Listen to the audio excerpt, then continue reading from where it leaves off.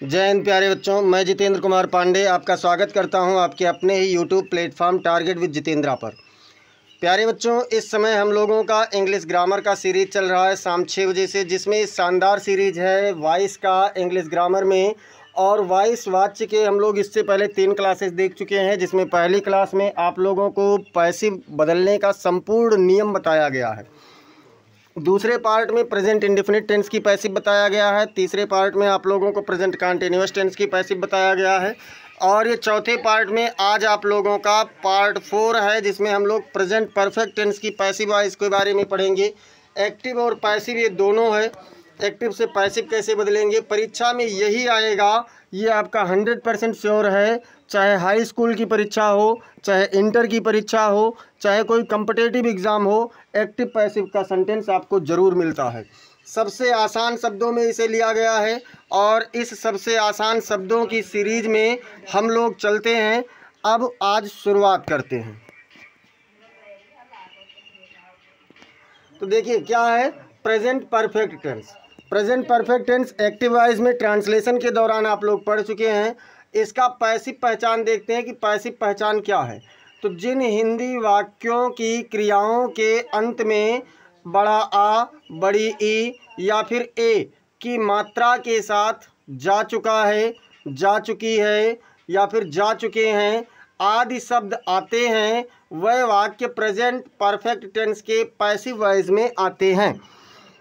क्या क्या चीज़ें हो, आ ई ए की मात्रा हो, उसके बाद में जा चुका है, जा चुकी है, जा चुके हैं, या फिर गया है, गई है, गए हैं, अगर ये आ रहा है तब भी हो जाएगा। और तो वह वाक्य किस में आएंगे बेटा, वह हमारे प्रेजेंट परफेक्ट टेंस के अंतर्गत आते हैं। अब हम लोग देखेंगे कि इसमें कौन कौन सी सहायक क्रिया पैसिव बनाते समय लगाया जाता है।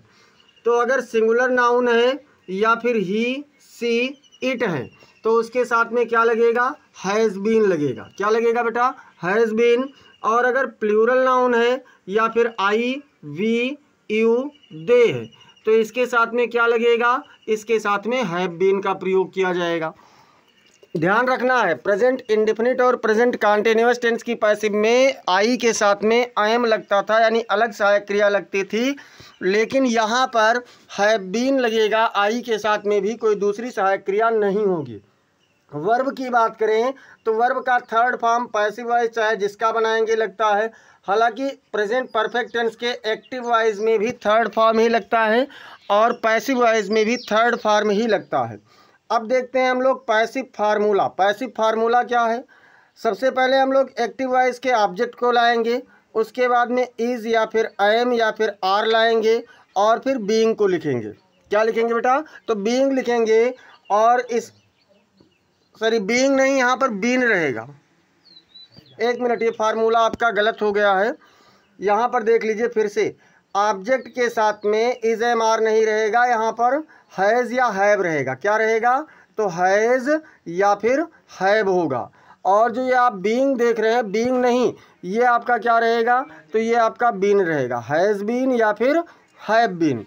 और इसके साथ में वर्ब की थर्ड फॉर्म, फिर बाई लगेगा, फिर सब्जेक्ट लगेगा, फिर अदर वर्ड लगेगा। ये टाइपिंग में एरर हुआ है बेटा, हमने प्रेजेंट कंटीन्यूअस टेंस वाला फार्मूला लिख दिया है। तो यहाँ पर सहायक क्रिया हैज़ बीन या हैव बीन लगेगा और वर्ब बाकी सब वही सही रहेगा। अब चलते हैं एग्जाम्पल्स देखते हैं। और एग्जाम्पल्स में क्या है, पहला एग्जाम्पल्स है एक्टिव वॉइस का, he has bot a book today. क्या कहा गया, he has bot a book today, उसने आज एक किताब खरीदा है। अब जब पैसिव बनाएंगे तो एक्टिव वॉइस का ऑब्जेक्ट क्या है, तो ए बुक है, ए बुक पहले लिख लेंगे। फिर देखिए सहायक क्रिया ए बुक है, मतलब एक ही किताब है, तो यहाँ पर हैज़ बीन लगेगा, एक वचन है, और बॉट लिख देंगे, वर्ब की थर्ड फॉर्म ऑलरेडी यहाँ पर भी थर्ड फॉर्म होता है, बाई हिम टुडे। तो क्या हो गया, a book has been bought by him today. इसके बाद में एक्टिव का दूसरा देखते हैं, तो सी इज़, ये भी देखिए यहाँ पर भी गलती हुई है, इज़ नहीं रहेगा, हैज़ रहेगा, सी हैज़ मेड। क्या कर दें, तो सी हैज़, यहाँ पर देख लीजिए, इधर नीचे इस वाक्य को देख लीजिए, इसका हो जाएगा she has made a garland, made ये गारलैंड। तो अब इसका जब बनाएंगे तो क्या बन जाएगा बेटा, तो इसका बनेगा गारलैंड यहाँ पर हो जाएगा, फिर हैज़ बीन हो जाएगा, और उसके बाद में मेड हो जाएगा। मेड का थर्ड फॉर्म ऑलरेडी मेड होता है, फिर बाई हर, यानी garland has been made by her. ये आप लोगों का इसका बनेगा। अगला देखते हैं, वहाँ देखिए इसमें टाइपिंग में एरर ज़्यादा हुआ है। प्रेजेंट कंटिन्यूअस टेंस के कुछ सेंटेंसेस आ गए हैं, लेकिन पैसिव उसका वही बनाया गया है प्रेजेंट परफेक्ट का, तो इसलिए आप लोग उसको थोड़ा सा एडजस्ट करना। यहाँ पर एक्टिव में देखते हैं तो क्या है, I have not beaten him, मैंने उसे नहीं पीटा है। अब पैसिव बनेगा तो देखिए इधर हिम है, इधर आएगा तो क्या हो जाएगा, ही हो जाएगा। और ही आई के साथ हैव था, लेकिन ही के साथ क्या हो जाएगा, तो हैज हो जाएगा। नॉट यहाँ पर हैव के बाद है तो आप भी हैज़ के बाद नॉट कर देंगे, और बीन लिख देंगे बाई मी हो जाएगा। He has not been beaten by me. अगला देखें तो she has not cooked food, उसने भोजन नहीं पकाया है।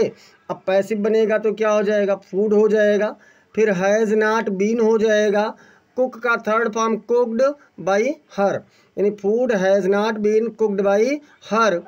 इसके बाद में एक्टिव में देखें तो क्या हो जाएगा, have you abused me now, have you abused me now, क्या तुमने अभी मुझे गाली दिया है। तो अब इसका पैसिव क्या बनेगा बेटा, इसका पैसिव हो जाएगा हैव आई बीन।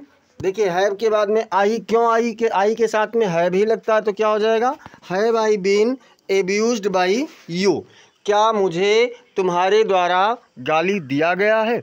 ये आपका इसका बनेगा। और देख लेते हैं तो और में यहाँ पर देखिए और एग्जाम्पल है, देखिए हर तरीके का स्ट्रक्चर लिया गया है। यहाँ पर है has Mohan learned his lesson, क्या मोहन ने अपना पाठ याद किया है। अब जब पैसिव बनेगा तो हिज लेसन एक वचन है, लेसन से तो कहा नहीं गया, तो क्या हो जाएगा, हैज हिज लेसन, क्या हो जाएगा, हैज हिज लेसन, फिर बीन हो जाएगा learned by Mohan, has his lesson been learned by Mohan, क्या मोहन के द्वारा अपना पाठ याद किया गया है। ऐसे देखेंगे तो यहाँ पर है why has he stolen my pen, उसने मेरी कलम क्यों चुराई है। जब इसका पैसिव बनाएंगे तो क्या बनेगा, व्हाई पहले था तो व्हाई पहले ले लेंगे। अब देखिए माई पेन एक वचन है तो यहाँ हैज़ लगेगा, व्हाई हैज़ माई पेन। और बीन का प्रयोग अब करेंगे, बीन का प्रयोग हमेशा वर्ब की फॉर्म से पहले करना है। फिर स्टोलन बाई हिम, यानी why has my pen been stolen by him, मेरी कलम उसके द्वारा क्यों चुराई गई है। और देखेंगे तो एक्टिव वॉइस कह रहा है when have they played cricket, उन्होंने क्रिकेट कब खेला है। अब जब इसका पैसिव बनेगा तो क्या बनेगा बेटा, पैसिव बनेगा तो व्हेन हो जाएगा, क्रिकेट एक वचन है इसलिए हैज़ तब फिर क्रिकेट लिखा जाएगा। When has cricket been played by them, उनके द्वारा क्रिकेट कब खेला गया है। ये आप लोगों का बनेगा। अब देखते हैं हु वाले वाक्यों के लिए, तो हु वाले वाक्यों में सब्जेक्ट नहीं होता, ये आप लोगों को पता है। तो हु वाले वाक्यों की जब पैसिव बनानी होगी तो कैसे बनाएंगे, उसका फार्मूला क्या होगा, तो देखिए सबसे पहले क्या करेंगे, तो बाई हुम ले लेंगे, क्या हो जाएगा, बाई हुम। फिर हैज़ या हैव लेंगे ऑब्जेक्ट के अनुसार, हैज़ या हैव, फिर ऑब्जेक्ट तब बीन लिखेंगे, फिर वर्ब की थर्ड फॉर्म, उसके बाद में अदर वर्ड जो कुछ भी बचा होगा।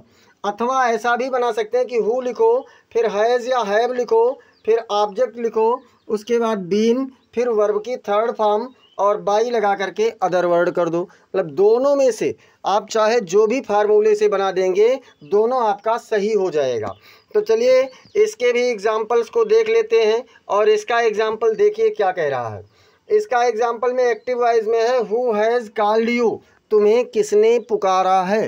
हु हैज़ कॉल्ड यू मतलब तुम्हें किसने पुकारा है। तो जब इसकी पैसिव बनेगी तो क्या बनेगा, बाई हुम, हैव, उसके बाद तब यू लगेगा। देखिए ऑब्जेक्ट यू था तो यू के अनुसार क्या हो गया, हैव लगा, have you been called. Active voice में हु के साथ हमेशा एक वचन थर्ड पर्सन के साथ जो वर्ब लगाते हैं वही लगेगा, लेकिन पैसिव वाइज में हम लोग ऑब्जेक्ट के अनुसार वर्ब को लेकर के चलेंगे।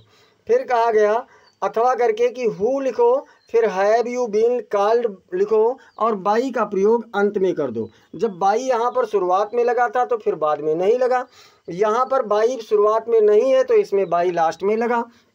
और देखते हैं एक्टिव में, who has not done it, इसे किसने नहीं किया है।